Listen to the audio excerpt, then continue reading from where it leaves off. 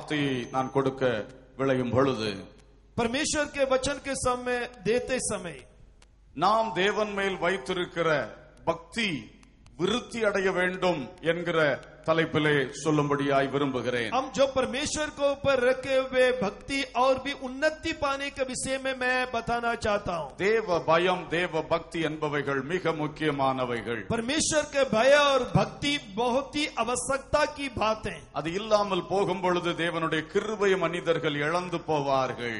यदि इसके बिना हम जाए तो मनुष्य परमेश्वर के अनुग्रह को गो बैठे. ஆகவே தேவ பக்தியில் நாம் எப்பொழுதும் வளருகிறவர்களாக காணப்பட வேண்டும். इसलिए हम परमेश्वर के भक्ति में हमेशा बढ़ने वाले होना चाहिए. எனவே பக்தி விருத்தியை குறித்து பேச வருகிறேன். इसलिए मैं भक्ति के उन्नति के विषय में बताना चाहता हूँ. அந்த பக்தி விருத்தி எப்படி நம்மில் உண்டாகும்? वो भक्ति के उन्नति किस प्रकार आप में होगा? நீங்கள் பக்தி இல்லாதவர்கள் என்று நான் சொல்லிவிட முடியாது. मैं ऐसा कहना नहीं चाहता आपके अंदर भक्ति नहीं है. நம்முடைய இந்திய தேசத்தை பொறுத்தமட்டிலே हमारे भारत देश के विषय में வேறு பல தேசங்களில் அல்லாத ஒரு தேவ பக்தி மக்களிடையே இருக்கின்றது. और देश से बढ़कर हमारे देश में लोगों के अंदर एक परमेश्वर की भक्ति है. ஆனால் மெய்தேவனை எத்தனை பேர் கண்டார்கள் என்பது ஒரு பெரிய கேள்விக்குறி. लेकिन ये प्रश्न हमारे मन में आता है, कितने लोग सच्चे परमेश्वर को पाया है? நாமோ ஆண்டவராய் இயேசு கிறிஸ்து மூலம் மெய்யான தேவனை அறிந்தவர்கள். हम प्रभु यीशु के द्वारा सच्चा परमेश्वर को जाने हुए लोग हैं. எனவே நாம் அந்த தேவன் மேல் அதிக பக்தி கொள்ள வேண்டும். इसलिए हम उस परमेश्वर के और भी भक्ति होना चाहिए. அந்த பக்தி நாளுக்கு நாள் விருத்தி அடைய வேண்டும். वो भक्ति में हम दिन व दिन उन्नति पाना चाहिए. அதற்காக இன்றைக்கு நேரம் அனுமதிக்கிறது போல சில குறிப்புகளை நான் உங்களுக்கு முன் வைக்கும்படி விரும்புகின்றேன். इसलिए मैं आज समय जिस प्रकार को मिलता उस प्रकार हम कुछ बातों को आपको समझाना चाहता हूं. ஒவ்வொன்றையும் உள்ளத்திலே பதிவு செய்யுங்கள். एक एक बात को अपने मन में बैठाइए, வாழ்க்கையில் செயல்படுத்துங்கள், जीवन में उसको दिखाइए. பக்தி விருத்தி அடையும் பொழுது தேவனுடைய மகிமையான ஆசீர்வாதங்கள் உங்களுக்கு சொந்தம். भक्ति में उन्नति पाने के समय परमेश्वर के महिमा के आशीर्वाद आपका जीवन में मिलेगा. முதலாவதாக पहले 1 கொரிந்தியர் पहले कोरिन्थियों की किताब 8 அதிகாரம் 1 வசனம், 8वां अध्याय का पहले आयत, पहले कोरिन्थियों 8 का पहले आयत. விக்கிரகங்களுக்கு படைக்கப்பட்டவைகளை குறித்த விஷயத்தில் நம்ம எல்லாருக்கும் அறிவு உண்டென்று நமக்கு தெரியுமே. அறிவு இருமாப்பை உண்டாக்கும், அன்போ பக்தி விருத்தியை உண்டாக்கும். அன்போ பக்தி விருத்தியை உண்டாக்கும். प्रेम भक्ति को उन्नति में ले जाता है. ஆகவே முதலாவது பக்தி விருத்தியை கொண்டு வருகிறது அன்பு என்று இங்கே சொல்லப்பட்டிருக்கின்றது. इसलिए उस बात को लेके आता है, वो प्रेम के विषय में यहाँ पर लिखा है. மனிதர்களுக்கு அறிவு வளர வளர இருமாப்பு உண்டாகின்றதாம். मनुष्य के लिए जैसा ज्ञान बढ़ते जाता है वैसा घमंड भी बढ़ता है. இருமாப்பு என்றால் பெருமை, जो वो कठिनता माने घमंड. ஆனால் அன்பு நிரப்பும் பொழுது அது பக்தி விருத்தியை உண்டாக்குகிறது. जो इसलिए प्रेम हमारे अंदर जब होता है तब वो भक्ति में उन्नति को ले जाता है. வேத அறிவு நமக்கு பெருகுவது மிகவும் நல்லது. जो बाइबल के ज्ञान हमारे जीवन में बढ़ना अच्छी बात है. அந்த அறிவோடு அன்பும் சேர்ந்து பெருகினால் தான் கிறிஸ்துவுக்குள் ஆசீர்வாதமாய் இருக்க முடியும். वो ज्ञान के साथ प्रेम भी बढ़ते जाए मसीह में, वही अच्छी बात होती है.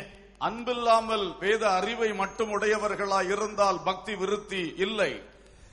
जो प्रेम के बिना केवल बाइबल के वचन हमारे अंदर रहेगा तो हम भक्ति में उन्नति नहीं पाते हैं. ஒருவித இருமாப்பு அப்படிப்பட்டவர்களை பிடித்துக் கொள்ளுகிறது. जो एक प्रकार के घमंड उन लोगों के पकड़ लेता है. அவருடைய வாழ்க்கை தேவனுக்கு பிரியமான அனுபவத்தில் இல்லை. उनका जीवन परमेश्वर के योग्य जीवन में नहीं है. ஆகவே இந்த நாட்களில் அந்த அன்பை நாம் அதிகமாய் பெற்றுக்கொள்ள ஆசைப்படுவோம். इसलिए आज हम उस प्रेम को अधिक उसमें उन्नति होने के लिए हम कोशिश करने हैं. இந்த அன்பு என்பது இன்றைக்கு எல்லாருக்கும் விருப்பமும் தேவையுமான ஒன்று. ये प्रेम आज हम सभियों के लिए चाहत और चाहने वाला भी एक बात है. இந்த அன்புக்காகத்தான் எல்லா உள்ளங்களும் தேடிக்கொண்டு இருக்கிறது. ये प्रेम के लिए ही सभी हृदय भी और चाहत रखते हैं. இந்த அன்பு கிடைக்காதபடியினால்தான் குடும்பத்திலும் சபையிலும் தேசத்திலும் எங்கும் பிரச்சனைகள் நடந்து கொண்டிருக்கின்றன. जब ये प्रेम नहीं मिलता है, परिवार में, कलीसिया में, देश में समस्या उत्पन्न होते हैं. எனவே இந்த அன்பை குறித்து நாம் முக்கியமாக சிந்திக்க வேண்டியது மிக அவசியமாய் இருக்கிறது. इसलिए इस प्रेम के विषय में सोचना अति आवश्यकता है. தேவன் அன்பாகவே இருக்கிறார். परमेश्वर प्रेम है. வசனம் திட்டமாய் அதை சொல்லுகிறது. वचन ठीक प्रकार समझाता है. அந்த தேவனுடைய சாயலில் உருவாக்கப்பட்ட நாமும் அன்பாய் இருக்கும்படி உருவாக்கப்பட்டிருக்கின்றோம். उस रूप में बनाए गए हम आप भी प्रेम में ही बने रहने के लिए चाहते हैं. எனவே அந்த அன்பு என்பது நமது உள்ளில் தேவன் வைத்திருக்கிற ஒன்றுதான். ये प्रेम परमेश्वर हमारे अंदर रखा हुआ चीज में एक है. இருப்பினும் மனித வாழ்க்கையில் இருந்து அந்த அன்பை சாத்தானானவன் திருடி விடுகின்றான். तो भी शैतान उस प्रेम को मनुष्य के अंदर से छीन लेता है. மனிதர்கள் அன்பு தாழ்ச்சி உள்ளவர்களாய் வாழுகின்றார்கள். जो इसलिए मनुष्य के अंदर प्रेम के ठंडापन दिखाई देता है. இப்படி மனிதனுடைய உள்ளத்துக்குள் இருக்கிற அன்பில் வருகிற குறைபாடு अनेक பிரச்சனைகளை கிளப்பிக் கொண்டே இருக்கிறது. मनुष्य के अंदर के प्रेम के कमी से आने वाले बातों से अनेक समस्या उत्पन्न होते रहता है. அதனால் இன்றைக்கு பலருடைய உள்ளங்கள் வேதனைக்குள் இருக்கிறது. इसलिए बहुत से लोगों के हृदय बहुत से दुख से भरा है. பல உள்ளங்கள் காயப்பட்டு இருக்கின்றன. बहुत से हृदय में चोट भी लगी हुई है. அவைகளுக்கெல்லாம் நல் மருந்து இந்த அன்பு என்பதாகும். ये सभियों के लिए अच्छी दवा ये प्रेम है.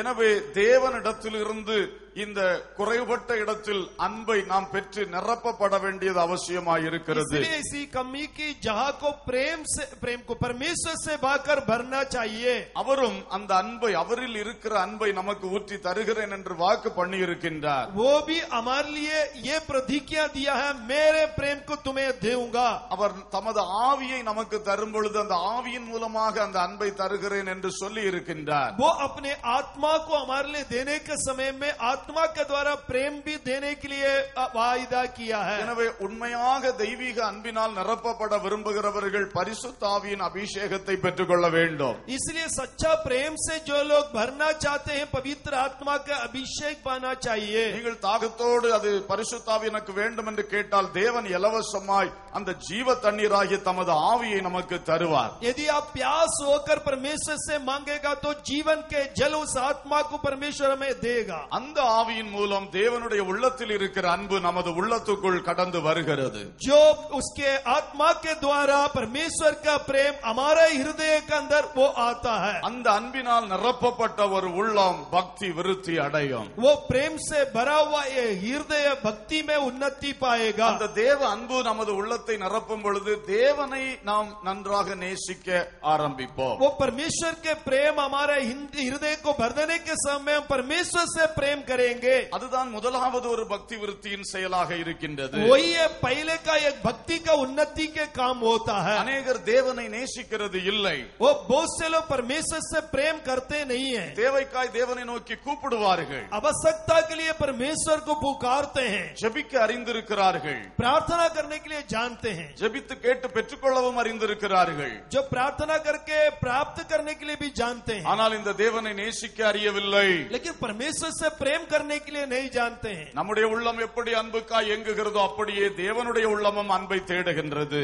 हमारा हृदय जिस प्रकार प्रेम का चाहत रखता वैसा परमेश्वर का हृदय भी रखता है. அவருக்கு கோடாகோடி தூதர்கள் பணிவிடை ஆவிகளாக கூடவே உண்டு. उनके लिए करोड़ों स्वर्गदूत लोग उनके सेवा करने के लिए साथ में रहते हैं. அவர்களுடைய பணிவிடைகள் எல்லாம் ரொம்ப ஸ்விஃப்டா இருக்கும், கரெக்டா இருக்கும். उनके काम सभी लोग बहुत सी सही से ठीक प्रकार होते हैं. ஆனால் அவர்களுடைய ஐக்கியத்தில் தேவன் திருப்தி அடையவில்லை. लेकिन परमेश्वर उनके ये संगति से तृप्त नहीं होता है. உணர்ச்சி பூர்வமான அன்பு செலுத்தும்படி மனிதர்கள் அவருக்கு தேவை. हमारे हृदय के स्वभाव और उसी के विचार से परमेश्वर से प्रेम करने के लिए चाहता है. அதற்காகவே மனிதர்களாகிய நம்மை தேவன் உண்டாக்கினார். इसलिए परमेश्वर मनुष्य हम आपको बनाया है. எனவே அந்த தேவனை நாம் நேசிக்க வேண்டும். इसलिए हम उस परमेश्वर से प्रेम करना चाहिए. ஒரு நபரை நேசித்தால் அவரிடத்தில் அதிகமாக பேசுவோம். एक व्यक्ति से हम प्रेम करेंगे तो अधिक बातें करेंगे. நீங்கள் தேவனை நேசிக்கிறீர்கள் என்றால் தேவனிடத்தில் அதிகமாய் பேசிக் கொண்டிருப்பீர்கள். यदि आप परमेश्वर से प्रेम करेंगे तो परमेश्वर से अधिक बातें करेंगे. உங்கள் தேவையை மட்டும் கேட்டு பெற்றுக் கொள்ளுகிறீர்கள் என்று சொன்னால் அந்த அளவுக்கு நீங்கள் நேசிக்கவில்லை என்றுதான் அர்த்தம். यदि आपके आवश्यकता के लिए केवल मांग कर आप प्राप्त करेंगे आप परमेश्वर से सही प्रेम नहीं करते हैं. உங்கள் வாழ்க்கையில் இருக்கிற எல்லாவற்றையுமே தேவனிடத்தில் பேசுகிறீர்கள் என்றால் தான் நீங்கள் தேவனை நேசிக்கிறீர்கள் என்று आपके அர்த்தம். जीवन के हर बातों को परमेश्वर से बातें करेंगे तभी वो सही होता है। இப்பொழுது உங்களை நீங்களே புரிந்து கொள்ளுங்கள். अब अपने आप को आप समझे, நீங்கள் எத்தனை பேர் தேவனை நேசிக்கிறீர்கள்? आप लोग कितने लोग परमेश्वर से प्रेम करते हैं? தேவைக்காய் மட்டும் ஜெபிக்கிறவர்கள் நீங்கள் தேவனை நேசிக்கவில்லை. जो अपने आवश्यकता के लिए प्रार्थना करते हैं वो परमेश्वर से प्रेम नहीं रखते हैं। உங்கள் காரியங்கள் எல்லாம் சொல்லிக் கொண்டே இருக்கிறீர்களா? உண்மையில் நீங்கள் தேவனை நேசிக்கிறீர்கள். आपके सभी बातों को परमेश्वर से कहते रहते हैं, सच में आप परमेश्वर से प्रेम करते हैं? யாரை நேசிக்கிறோமோ அவர்களோடு எப்பொழுதும் இருக்க விரும்புவோம். किससे प्रेम करते हैं उसके साथ हमेशा रहना चाहते हैं। அதுபோல தேவனை நேசிக்கிறவர்கள் தேவனோடு நேரம் செலவழிக்க அதிகமாய் விரும்புவோம். इस प्रकार परमेश्वर से जो लोग प्रेम करते हैं परमेश्वर के साथ अधिक समय देना चाहते हैं। நண்பர்களோடு நேரம் செலவழிக்கிறீர்கள். आप मित्रों के साथ समय व्यर्थ करते हैं। டிவி நிகழ்ச்சிகளில் நேரத்தை செலவழிக்கிறீர்கள். टीवी देखने में समय खर्च करते हैं வேறு பல காரியங்களில் நேரத்தை செலவு பண்ணுகிறீர்கள். और कई बातों में अपने समय को खर्च करते हैं। இயேசு கிறிஸ்துவோடு எவ்வளவு நேரத்தை செலவு பண்ணுகிறீர்கள்? यीशु मसीह के साथ कितने समय को आप खर्च करते हैं? அதுவே நீங்கள் இயேசுவின் மேல் வைத்திருக்கிற அன்பை உங்களுக்கு படம் பிடித்து காட்டுகிறது. वही बात आप जितने प्रेम प्रभु यीशु से रचे हैं उसको आपको ठीक प्रकार दिखाएगा। எனவே தேவனை நேசிக்க வேண்டும். इसलिए परमेश्वर से प्रेम करना चाहिए। அதற்காக முதலாவது அந்த அன்பை நாம் அளவில்லாமல் பெற வேண்டும். उसके लिए उनके प्रेम को हम बहुतायत से पाना चाहिए। அந்த அன்பு வந்தால் தானே அவரை நேசிக்க முடியும். वो प्रेम आने के संग ही हम उन्हें प्रेम कर सकते हैं। அவர் அப்படிப்பட்ட உறவை உங்களிடத்திலும் என்னிடத்திலும் இன்றைக்கு எதிர்பார்த்து கொண்டிருக்கிறார். ऐसा एक रिश्ता को परमेश्वर आप और हमसे परमेश्वर चाहता है। ஒரு கடமை கிறிஸ்தவனாய் இருந்து என்ன பிரயோஜனம் பிரியமானவர்களே? एक नाम के मसीह होकर क्या काम को होगा प्रिय लोगों? தேவனை நேசித்து தேவனோடு உறவாடும் பிள்ளைகளாக மாறுவோம். परमेश्वर से प्रेम करके परमेश्वर से संगति रखने वाला लोग होना चाहिए। இந்த அனுபவம் தான் நம்முடைய பக்தியில் நாம் விருத்தி அடைய நமக்கு வழிவகுக்கின்றது. ये अनुभव ही हमें आपको परमेश्वर के भक्ति में उन्नति पाने के लिए मार्ग दिखाता है। அடுத்ததாக அந்த அன்பு நம்மை நிரப்பும் பொழுது दूसरी वो प्रेम जब हमें आपको भर देता है, தேவனுக்கும் நமக்கும் உள்ள உறவு பலக்கும் பொழுது परमेश्वर और हमारे जो रिश्ता बढ़ते जाते, தானாக மனிதர்களை நேசிக்க தொடங்குவோம். हम अपने आप से मनुष्य भी प्रेम करेंगे। அல்லேலூயா. हालेलुया। இதுதான் மனிதனை நேசிக்கிற தெய்வீக அன்பு. यही है मनुष्य से प्रेम करने वाले परमेश्वरीय प्रेम। நம் மூலம் அது வெளிப்பட தேவன் விரும்புகிறார். हमारे द्वारा वो प्रकट होने के लिए परमेश्वर चाहता है। யோவான் 3:16 பார்க்கிறோம். यूहन्ना 3:16 में पढ़ते हैं, தேவன் உலகத்தில் அன்பு கூர்ந்தார், परमेश्वर जगत में प्रेम रखा, அதற்காக தன் சொந்த குமாரனையே தந்தார். इसलिए अपने एकलौता पुत्र की ही दे दिया। அவ்வளவாய் அன்பு கூர்ந்தார். इतने ही प्रेम रखा। அந்த குமாரன் இயேசுவை பார்க்கும் பொழுது उस पुत्र यीशु को हम देखे तो 1 யோவான் 3:16 படிக்கிறோம். पहले यूहन्ना 3:16 में पढ़ते हैं, அவர் சிலுவையிலே தம்முடைய அன்பை வெளிப்படுத்தினார். वो क्रूस पर अपने प्रेम को प्रकट किया। அவர் தம்மையே நமக்காய் இந்த அன்பை वो வெளிப்படுத்தினார். अपने आप को हमारे आप के लिए देकर प्रेम को प्रकट किया। தேவ சாயலாக படைக்கப்பட்ட எல்லா மனிதர்களுக்கும் தேவ அன்பு சென்றடைய வேண்டும் என்று தேவன் விரும்புகிறார். जो परमेश्वर के रूप में बनाए गए सारे मनुष्य के लिए परमेश्वर के प्रेम पहुंचना चाहिए, इसलिए किया। அதற்காக தேவ அன்பினால் நிரப்பப்படுவோம். इसलिए हम परमेश्वर के प्रेम से भरना चाहिए। முதலாவது உங்கள் சொந்த குடும்பத்தில் அந்த அன்பை வெளிப்படுத்துங்கள். पहले आपके निजी परिवार में उस प्रेम को प्रकट करें। உங்கள் அக்கம் பக்கத்து வீட்டாருக்கு அந்த அன்பை வெளிப்படுத்துங்கள். अपने आस पड़ोसी लोग के लिए उस प्रेम को प्रकट करें। உங்கள் சொந்தக்காரர்களுக்கு அந்த அன்பை வெளிப்படுத்துங்கள். अपने नाते रिश्तेदारों के लिए वो प्रेम को प्रकट करें। உடன் பணியாளர்களுக்கு உடன் படிக்கிறவர்களுக்கு அதை வெளிப்படுத்துங்கள். अपने साथ काम करने वाले, अपने साथ पढ़ने वाले के लिए प्रेम प्रकट करें। ஒரே சபையில் கூடி ஆராதிக்கிற விசுவாசிகளுக்குள் வெளிப்படுத்துங்கள். एक ही कलीसिया में इकट्ठा होकर आराधना करने वाले विश्वासियों के लिए प्रकट करें।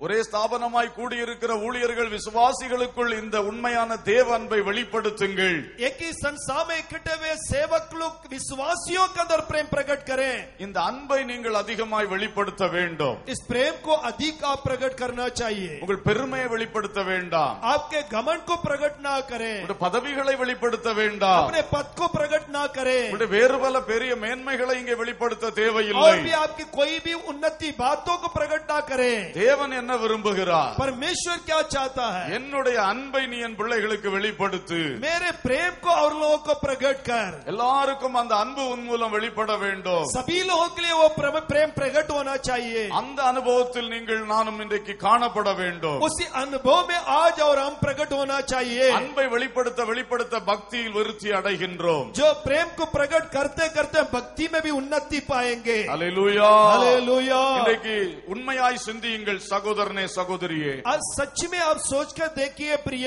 भाई और बहन. நான் பல பட்டியலை இப்பொழுது சொன்னேனே, இவர்களை எல்லாம் நீங்கள் நேசிக்கிறீர்களா?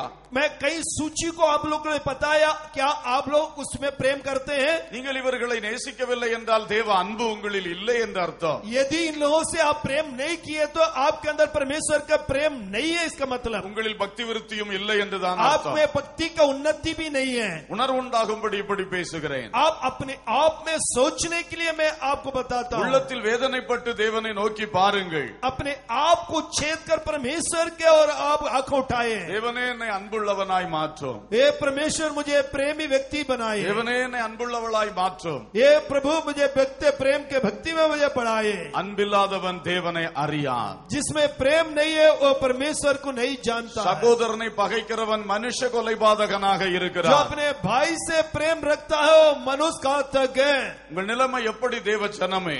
आपके परिस्थिति कैसे है परमेश्वर के लोगों? உன் வீட்டுக்குள்ளே அன்பு இருக்கிறதா, வம்பு இருக்கிறதா? आपके घर के अंदर प्रेम है या झगड़ा है? உன் சபைக்குள்ளே நீ அன்பு செலுத்துகிறாயா, வம்பு பண்ணுகிறாயா? आपके कलीसिया के अंदर क्या आप प्रेम करते हैं या झगड़ा करते हैं? இந்த ஆரம்ப பாடத்திலே சரியில்லாமல் எங்கே பக்தி எங்கே விருத்தி? आप शुरुआत के जीवन में सही नहीं है तो कहाँ भक्ति होगा, कहाँ उन्नति होगा? அன்பில்லாமல் என்ன உபதேசம்?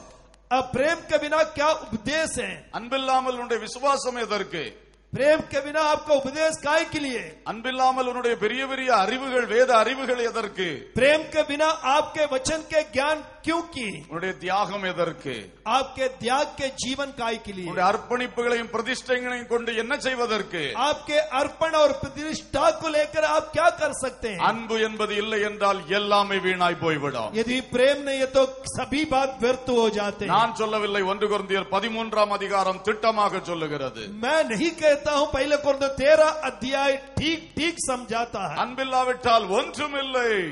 प्रेम नहीं है तो कुछ भी नहीं है. இன்றைக்கு அன்பு உங்கள் உள்ளங்களில் வர வேண்டும். आज प्रेम आपका जीवन में आना चाहिए. இன்றைக்கு நாம் ஊழியங்களை எதற்காக செய்கிறோம்? आज सेवा हम क्यों करते हैं? தேவனுடைய அன்பை மக்களுக்கு வெளிப்படுத்துவதற்காக. परमेश्वर के प्रेम को लोगों को प्रकट करने के लिए. அதை தேவ மக்கள் புரிந்து கொள்ள வேண்டும். उस बात को परमेश्वर के लोग समझना चाहिए. வேறு பல காரியங்களை செய்வதை மட்டும் கவனம் செலுத்தக்கூடாது. और बातों को करने के लिए ही केवल ध्यान ना दे. இன்றைக்கு நம்முடைய சபைகளில் தேவனுடைய அன்பு நிறைய வேண்டும். आज हमारे कलीसिया में परमेश्वर के प्रेम भरना चाहिए. சகோதரர்கள் ஒருவருக்கொருவர் சகித்துக் கொள்ளுகிறவர்களாய் மாற வேண்டும். भाई लोग एक दूसरे को सहने वाला होना चाहिए. மன்னிக்கிறவர்களாய் மாற வேண்டும். क्षमा करने वाले होना चाहिए. ஒருவருக்கொருவர் உதவி செய்கிறவர்களாய் மாற வேண்டும். एक दूसरे के लिए मदद करने वाले होना चाहिए. கஷ்டப்படுவர்களுக்காய் ஜெபிக்கிறவர்களாய் மாற வேண்டும். जो कष्ट उठाते हैं उन लोगों के लिए प्रार्थना करने वाले होना चाहिए. இது எல்லாவற்றுக்கும் அடிப்படை நம்மை உந்தி தள்ளுகிற தேவ அன்பாக இருக்க வேண்டும். ये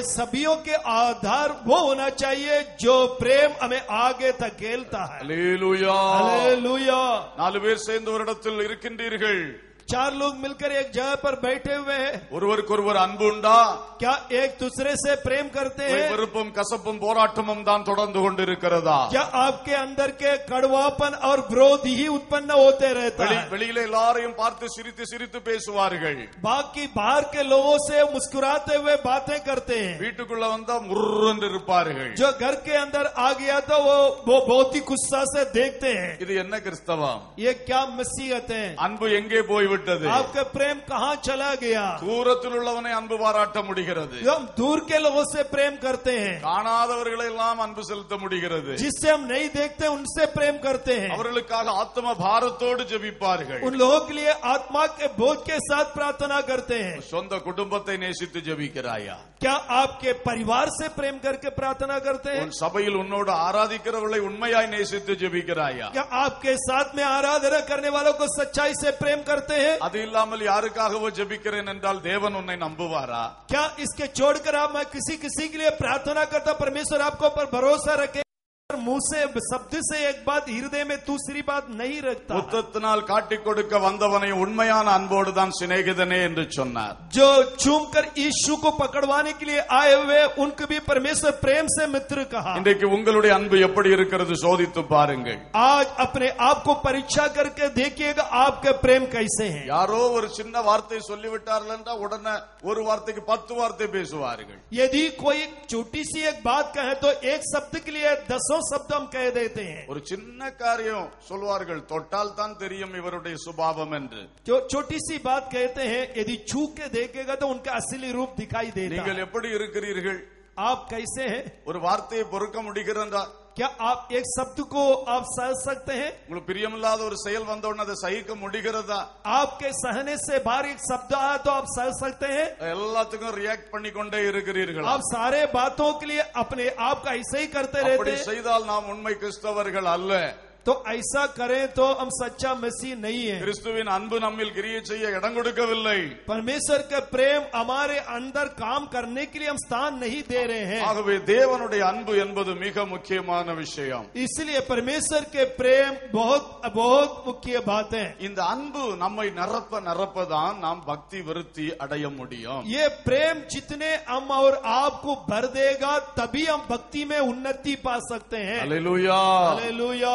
அன்பில் என்னை பரிசுத்தனாக்க உம்மை கொண்டு சகலத்தையோ அன்பில் என்னை பரிசுத்தனாக்க உம்மை கொண்டு சகலத்தையும் உருவாக்கிய நீர் முதல் பேரானிரோ தந்தை நோக்கும் மனாதி என்றோ உருவாக்கிய நீர் முதல் பேரானிரோ தந்தை நோக்கும் மனாதி என்றோ என் இயேசுவே நேசித்தீரோ என் பாத்திரம் அண்ணான நான் என் இயேசுவே நேசித்தீரோ என் பாத்திரம் அண்ணான நான் இன்னும் நன்றியுடன் துதிப்பேன் இன்னும் நன்றியுடன்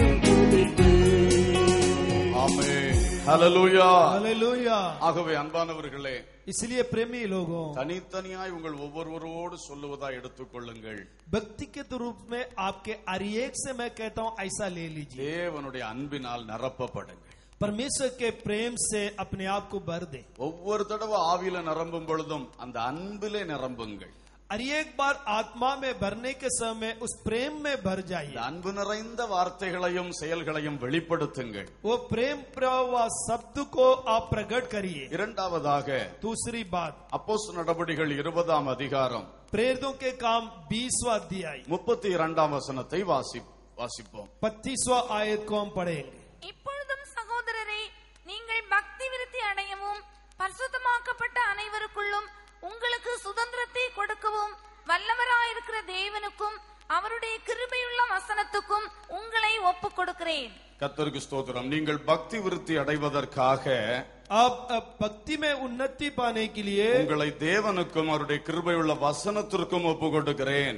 मैं परमेश्वर एवं उसके अनुग्रह के वचन के लिए सौंप देता हूँ। எனவே இரண்டாவதாக வசனத்தினாலே பக்தி விருத்தி அடைகின்றது. दूसरी बात, वचन के द्वारा भक्ति में उन्नति मिलती है। வசனம் எந்த அளவுக்கு நமக்குள் வருகிறதோ அந்த அளவு நாம் பக்தியில் விருத்தி அடைந்து வளரலாம். वचन जितने हमारे अंदर आता है उतने हम भक्ति में उन्नति पा सकते हैं। தேவன் எழுதி தந்த பரிசுத்த வசனம் மிகவும் விலை உள்ளது. परमेश्वर हमारे लिए लिखी दिया हुआ वचन बहुत ही सुंदर है।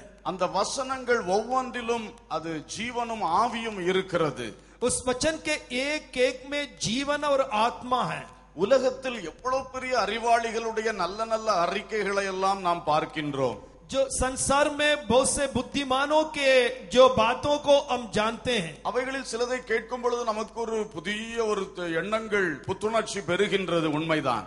उन लोगों के बातों को सुनने के समय नया विचार हमारे अंदर उत्पन्न होता है, ये सच है। ஆனால் அப்படிப்பட்ட உயர்ந்த வார்த்தைகள் கூட தேவனுடைய வார்த்தைக்கு பக்கத்துல நெருங்க முடியாது. उस प्रकार के बड़े बड़े बात भी परमेश्वर के वचन के पास नहीं निकट आ இந்த सकता। வேதத்தில் உள்ள ஒரு சாதாரண ஒரு வசனம் அது ஆவியும் ஜீவனுமாய் கேட்கிறவனுக்குள் கிரியை செய்யும். इस बाइबल के ये वचन भी साधारण एक वचन भी सुनने वाले के अंदर आत्मा और क्रिया काम कर இந்த सकता है। வசனம் மனித வாழ்க்கையை மாற்றக்கூடியது. ये वचन मनुष्य के जीवन को बदलाव में लाता है। சாத்தானின் கிரியைகளை உடைக்கக்கூடியது. वो शैतान के कामों को तोड़ देता है। சங்கீதம் 119:9 நாம் பார்க்கின்றோம். भजन संगीता 119 का 9 में पढ़ते हैं। வாலிபன் தன் வழியை எதினால் சுத்தம் பண்ணுவான்? जवान अपने मार्ग किस उपाय से शुद्ध करेगा? வசனத்தினால் சுத்திகரிப்பு.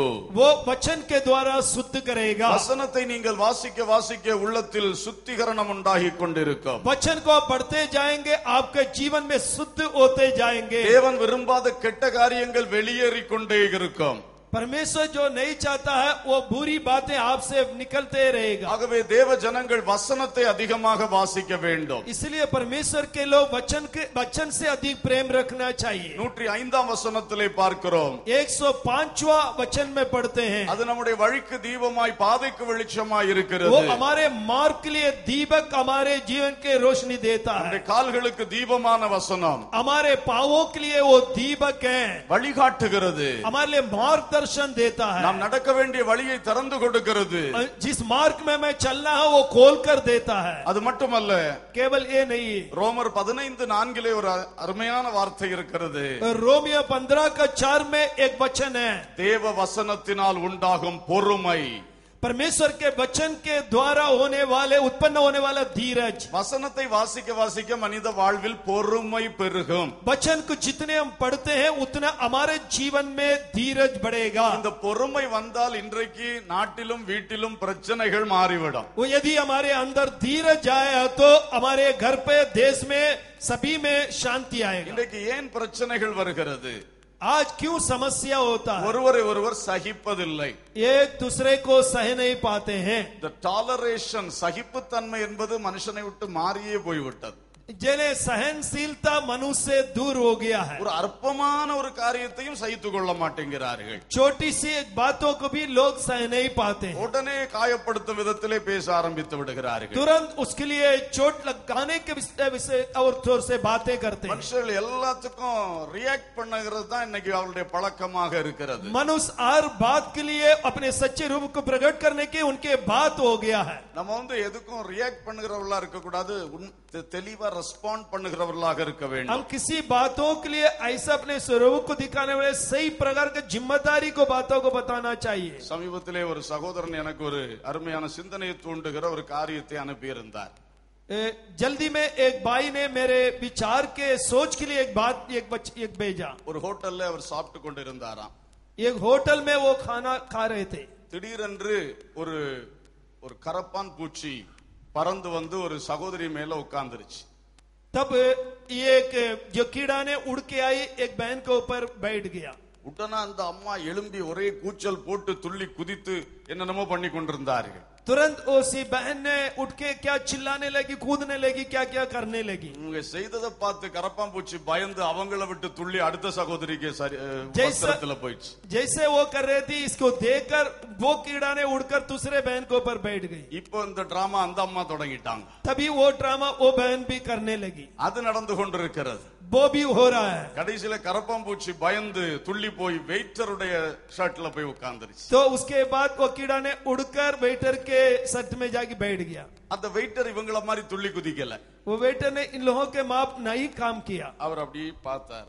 वो ऐसे ही उसको देखा, கரப்பாம்பூச்சியுடைய செயல்பாடுகள் எப்படின்னு கண்காணித்து கவனித்து பார்த்தார். वो क्या काम अपने इसमें बैठ के कर रहा है उसको ध्यान से देखा। அப்படியே டக்குன்னு பிடிச்சார்.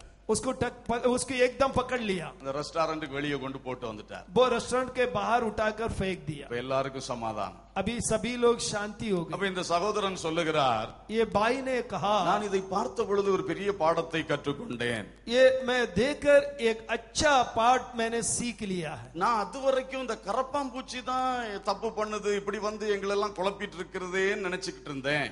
तब तक मैं उस बात को सोच रहा था, उड़ के आया कीड़ा ही ये बातें कर रहा है। ஆனா வெயிட்டர் மேல போன பிறகுதான் என்னுடைய சிந்தனை மாறினது. जब वेटर के ऊपर जाके बैठा तभी मेरा विचार में बदलाव आया। அப்போ இந்த வெயிட்டர் இப்படி ஒரு குழப்பத்தை பண்ணவில்லையே, மற்ற சகோதரிகள் தானே செய்தார்கள், கரப்பாம்பூச்சியுடைய மிஸ்டேக்னு சொல்லிட முடியாது. तो ये वेटर ने ऐसा काम नहीं किया है, बहन लोगों ने किया, इसलिए उस कीड़ा का हम गलती नहीं बता सकते। இதுல இவர்கள் ரெண்டு பேரும் வந்த பிரச்சனை என்னவென்று அதை எப்படி சமாளிப்பதுன்னு தெரியாம ரியாக்ட் பண்ண ஆரம்பித்து விட்டார்கள். तो समस्या के लिए इन लोग क्या करना नहीं चाहिए, इस बात को उन लोगों ने नहीं समझा, अपने आप को इस प्रकार को दिखाया। இன்றைக்கு 199 பேரும் இதைத்தான் செய்து கொண்டிருக்கிறோம். आज 100 के 99 लोग हम ऐसे ही करते ஒரு रहते हैं। பிரச்சனை வந்தா உடனே துள்ளி குதிக்கிறது தான். एक समस्या आ गया तो उसलिए हम कूद पड़ते हैं। ஒன்றில் பயந்தா இருக்கும், இல்லன்னா பயங்கரமாக இருக்கும். यदि या हम डर के कहेंगे या नहीं तो हम लड़कर लिए என்னென்னமோ பேசுவார்கள், என்னென்னமோ செய்வார்கள். क्या क्या बोलते हैं, क्या क्या काम करते हैं। ஆனா அந்த வெயிட்டரை மாதிரி लेकिन ये वेटर की तरह அந்த பிரச்சனை எப்படி வந்தது, वो समस्या कैसे आया, அது என்ன பண்ணிட்டு இருக்குது, वो क्या कर रहा है, எங்க பிடிக்கலாம் கரெக்டா, उसको कहां पकड़ सकते हैं, எங்க கொண்டு போடலாம், ये कहां पर डाल सकते हैं। அவன் ஒரு நிமிஷம் கவனமா யோசித்தனால கரெக்டா ரெஸ்பாண்ட் பண்ணலாம். जो यदि हम ध्यान से सुनेंगे तो सही प्रकार उसके उत्तर दे सकते हैं। அவனுக்கும் பிரச்சனை இல்ல, மற்றவங்களுக்கும் பிரச்சனை இல்லாம முடிச்சிட்டான். उनके भी समस्या नहीं, दूसरे को भी कोई समस्या नहीं। இப்படித்தான் வாழ்க்கையில் வருகிற பிரச்சனைகளை கையாள வேண்டும். इस प्रकार हमारे जीवन में आने वाले समस्याओं को हम सामना करना எந்த चाहिए। ஒரு பிரச்சனை வந்தாலும் முதலாவது நிதானிக்க கற்றுக்கொள்ள வேண்டும். कोई भी समस्या आए तो पहले तो धीरज रखना चाहिए। ஏன் வந்தது, क्यों आया, அது என்ன செய்கிறது, वो क्या करता है, அதை எப்படி ஒரு முடிவுக்குள் கொண்டு வரலாம், वो क्यों कैसे उसके अंदर ला सकते हैं। விவேகத்தோடு செயல்பட வேண்டும். बुद्धिमानी से काम करना चाहिए। அதற்கு தான் நிதானம், பொறுமை என்பவைகள் தேவை. उसके लिए धीरज और सहनशीलता चाहिए। அதை தேவனுடைய வசனம் நமக்கு தருகிறது. वो परमेश्वर के वचन हमें आपको देता है। இந்த ரியாக்ட் பண்ணுகிற தன்மை இருக்கிறதுனால தான் இன்னைக்கு அநேகர் பக்தி இழந்து போகிற நிலைமைகள் காணப்படுகிறது. इस प्रकार हम अपने आप को उस बात को फिर दोबारा दिखाने के कारण भक्ति में हम आपको उसको खो लेते हैं। ஒரு சின்ன வார்த்தையை கூட சகித்துக் கொள்ள மாட்டேங்கிறீர்கள். आप छोटी सी बातों को भी सह नहीं पाते हैं। தங்களுக்கு மேலிருந்து நடத்துகிறவர்கள் திருத்துவதை கூட சகித்துக் கொள்ள மாட்டாத நிலைமை அநேகரிடத்தில் இருக்கிறது. अपने ऊपर जिम्मेदारी के लोग उनको सही करना भी इन लोग नहीं चाहते हैं। ஆகவே நீங்கள் இனிமேல் அப்படி செயல்படக்கூடாது. इसलिए आप लोग ऐसा अभी नहीं करना चाहिए। நிதானத்தோடு பக்குவத்தோடு செயல்படுங்கள். आप लोग ठीक प्रकार अपने काम को करना चाहिए। வசனத்தை வாசிக்கத்தான் இந்த பொறுமை உங்களுக்கு வரும். वचन को जितने हम पढ़ते हैं उतने ही हमारे आप धीरज आएगा। ஹல்லேலூயா. हालेलुया। எபேசியர் 1:13 சொல்லுகிறது, इफिसियों किताब पहले अध्याय का 13 बताता है, நீங்கள் சுவிசேஷ வசனத்தை கேட்ட பொழுது விசுவாசிகளாய் மாறினீர்கள். तुम लोग सत्य के वचन को सुना है, तुम उद्धार पाके विश्वासी हुए हैं। வசனம் விசுவாசத்துக்குள் நம்மை கொண்டு வருகிறது. वचन हमें विश्वास में लेकर आता है, விசுவாசத்தில் நம்மை வளர்த்துகிறது. विश्वास में हमें उन्नति करता है। அது மட்டுமல்ல, केवल ये नहीं, வெளிப்படுத்தல் 12:11 சொல்லுகிறது, प्रकाशित वाक्य 12:11 में लिखा है, சாட்சியின் வசனத்தினால் பிசாசை ஜெயித்தார்கள். जो गवाह के वचन के द्वारा शैतान पर जय पाए हैं। நீங்கள் வசனத்தை வாசித்து அதன்படி வாழும் பொழுது பிசாசை ஜெயிக்க முடியும். वचन को पढ़कर उसके अनुसार जीवन बिताने के समय में शैतान पर जय पा सकते हैं। இந்த அனுபவங்கள் வரும் பொழுது நாம் பக்தி விருத்தி அடைந்து கொண்டே இருப்போம். ये अनुभव हमारे अंदर आने के समय भक्ति में उन्नति पाते रहेंगे। அல்லேலூயா. हालेलुया। நம்மை தேவ பக்தியிலிருந்து விலகச் செய்யக்கூடிய சகல காரியங்களையும் ஜெயம் கொள்ள வைப்பது தேவனுடைய வசனம். जो परमेश्वर के भक्ति से हटाने वाले हर एक बात में जय देने वाला परमेश्वर का वचन है। எனவே அன்பானவர்களே, உங்கள் கரங்களில் ஒரு அருமையான வேத புஸ்தகம் இருக்கிறது. इसलिए प्रिय लोगों, आपके हाथ में एक सुंदर परमेश्वर का वचन के दिया है। இந்த வேத புஸ்தகத்தை நல்ல முறையில் பயன்படுத்துங்கள். ये धर्मशास्त्र को अच्छी प्रकार आप काम में लाइए। இன்னைக்கு அநேகருடைய வாழ்க்கையில் பிரச்சனை எங்கன்னு சொன்னா பெரிய பெரிய காரியத்தில் இல்லை, இந்த அடிப்படை காரியத்தில் குறைவுபடுகிறதுனால தான் பிரச்சனைகள். आज कई लोगों के समस्या बड़ी बड़ी बातों में नहीं है, एक छोटी सी बातों में समस्या है। டெய்லி பைபிள் ஒழுங்காக வாசிக்க மாட்டார்கள், रोज बाइबल सही प्रकार को पढ़ नहीं पाते हैं, ஒழுங்காக ஜெபிக்க மாட்டார்கள், ठीक प्रकार प्रार्थना नहीं कर पाते ஆனால் हैं, பெரிய பெரிய காரியங்களை பேசிக் கொண்டிருப்பார்கள். लेकिन बड़े बड़े बातों को बातें करते रहते हैं। இதுதான் ஒரு பெரிய ஏமாற்றாக இருக்கின்றது. यही है बहुत बड़ा धोखा है। ஆகவே அன்பானவர்களே, इसलिए प्रिय लोगों, இன்றைக்கு வேதத்தை தினமும் ஒழுங்காய் கவனம் செலுத்தி வாசிக்க முடிவெடுங்கள். आज से आप लोग ठीक प्रकार वचन को पढ़कर करने के लिए निर्णय लीजिए. வசனங்களை தியானிக்கிற பழக்கத்தை இன்பமாய் மாற்றிக்கொள்ளுங்கள். वचन को ध्यान से पढ़ने के बातों को आप अच्छी प्रकार कर लीजिए. வசனத்தின்படி வாழ்க்கை அமைத்துக் கொள்ளுங்கள். वचन के अनुसार अपने जीवन को बनाइए. வசனத்தின்படி வாழ முடியாது என்று ஒதுங்கி போகாதிருங்கள். वचन के अनुसार हम जी नहीं सकते बोल के अलग ना होवे. தேவனுடைய வசனம் இப்படி சொல்லுகிறது என்றால் அதில் வாழ வேண்டும் என்று தீர்மானம் எடுங்கள். वचन इस प्रकार को कहता तो उसमें जीने के लिए निर्णय लीजिए. தேவன் ஒரு தேவ பக்தியுள்ள சந்ததியை நம்மிலே எதிர்பார்த்து கொண்டிருக்கிறார். परमेश्वर भक्ति के एक संतान को हम आप से चाहता है. வசனத்தில் அதிக கவனம் செலுத்துங்கள். वचन में अधिक ध्यान दीजिए. இந்த வருட ஆரம்பத்திலே நான் உங்கள் ஊழியர்களுக்கெல்லாம் எல்லாருக்கும் ஒரு புத்தகம் அனுப்பினேன், உங்களுக்கு தெரியும் அது. इस साल के शुरुआत में आपके सेवक लोगों के लिए मैंने एक किताब भेजा, आप लोगों के लिए मालूम है. டெய்லி என்ன பைபிள் எந்த போர்ஷன் வாசிக்கிறோம் சொல்லி அதுல எழுதுவதற்காக ஒரு புக் அது.